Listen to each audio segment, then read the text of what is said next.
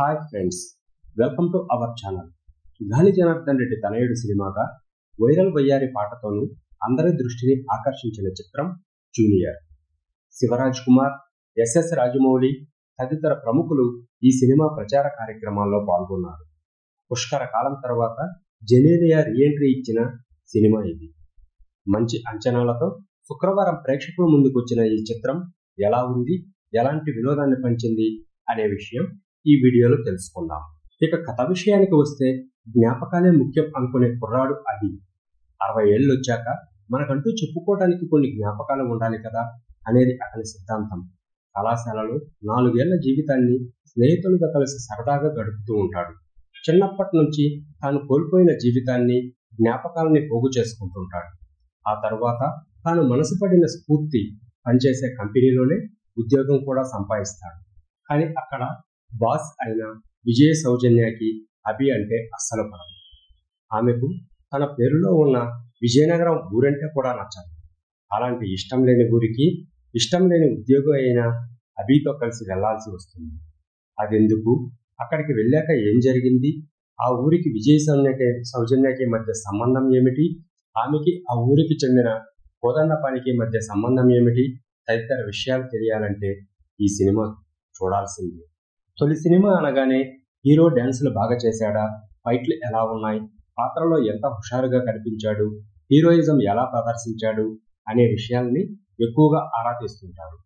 అందుకే తారల వారసులు, ప్రముఖ కుటుంబాల నుంచి వచ్చిన కథానాయకులు వాళ్ళ ప్రతిభను పూర్తిగా ఆవిష్కరించే ఓ షోరీల్ తరహాలో సినిమాల్ని సిద్ధం చేయించి ప్రేక్షకుల ముందు తీసుకొస్తారు. జూనియర్ కూడా ఆ లెక్కల ప్రకారమే రూపొందించింది. కథానాయకుడి తండ్రి ఫ్లాష్ బ్యాక్ తో సినిమా ప్రారంభమైన ప్రథమార్థం దాదాపు హీరో చేసే రకరకాల విన్యాసాలతోనే సాగుతుంది. ఆర్కర్ ఫైట్ తో హీరో పరిచయం కావటం, ఆ తర్వాత హుషారైన డ్యాన్స్ తో కూడిన పాట, తన గ్యాంగ్ తోనూ హీరోయిన్ తోనూ కలిసి చేసే అల్లరి సన్నివేశాలు, ఇలా ఫస్ట్ హాఫ్ మొత్తం ఓ టెంప్లెట్ ప్రకారమే సాగుతుంది. హాస్యం బాగా కలిసి వచ్చింది. జెనీలియా పాత్ర పరిచయం నుండి కొత్త మలుపు తీసుకుంటుంది. అక్కడి నుంచి కుటుంబం, అనుబంధాలు, గ్రామీణ నేపథ్యం, ఇలా ప్రేక్షకుడు ఊహించినంత దూరం ప్రయాణం చేస్తుంది. అయితే ఎక్కడా కూడా కొత్తగా అనిపించదు.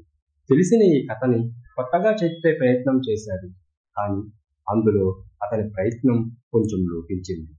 హీరోకి జెనీలియాకి మధ్య సంబంధాన్ని ఆవిష్కరించే సన్నివేశాలు ద్వితీయార్థంపై ఆసక్తి పెంచుతాయి. అక్కడి నుంచి ఆ ఇద్దరి మధ్య డ్రామా మొదలవుతుందని ఆశిస్తాం, కానీ ఫ్లాష్ బ్యాక్ తర్వాత అన్యూనంగా మళ్లీ కథ పల్లెటూరు బాట పడుతుంది. శ్రీమంతుడు, మహర్షి తరహా సినిమాలను గుర్తు చేస్తూ సన్నివేశాలు సాగుతాయి. ద్వితీయార్థంలో భావోద్వేగాలను బలంగా పండించేందుకు ఆస్కారం ఉన్నప్పటికీ దర్శకుడి దిశ ఆ దృష్టి పెట్టలేదు. దాంతో కొన్ని సన్నివేశాలు మాత్రమే ప్రభావం చూపించాయి. పతాక సన్నివేశాలకు ముందు వచ్చే మలుపు ఆకట్టుకుంటుంది. హీరో టాలెంట్ని తెరపై ఆవిష్కరిస్తూ ఓ పెద్ద కథని చెప్పే ప్రయత్నం మాత్రమే చేశారు తప్ప కొత్తగా ఏమీ ప్రయత్నం చేయలేదు. ఇక మొదటి సినిమా అయిన కిరీటి హుషారైన తన నటనతో ఆకట్టుకున్నాడు. డ్యాన్సులు, ఫైట్లు చాలా బాగా చేశాడు. తెరపై కనిపించిన విధానం కూడా బాగుంది. వైరల్ వయ్యారి పాటలో అయితే పైసా వసూల్ అనిపించాడు. శ్రీలీల, కిరీటికి పోటాపోటీగా ఆ పాటలో డ్యాన్స్ చేశాడు. కథానాయికగా శ్రీలీల పాత్రకి సినిమాలో పెద్దగా ప్రాధాన్యం లేదు, కానీ పాటల కోసమే అన్నట్లుగా ఆమె తెరపై కనిపించింది. కార్పొరేట్ కంపెనీ సీఈఓగా జెనీలియా కనిపించిన విధానం ఆమె నటన మెప్పించింది. కీలకమైన పాత్రలో ఆమె రీఎంట్రీ ఇచ్చారు, కానీ అందులో నటించే అవకాశం ఆమెకు పెద్దగా కనిపించలేదు.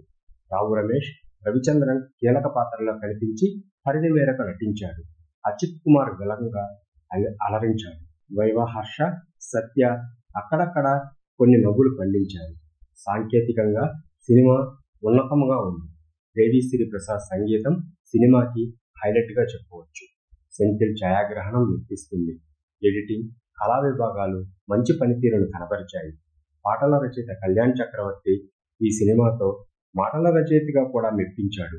రాధాకృష్ణారెడ్డి దర్శకుడుగా పట్టు ప్రదర్శించారు, కానీ రచనలో కొత్తదనం చూపించలేకపోయాడు. నిర్మాణం చాలా ఉన్నత విలువతో ఉంది.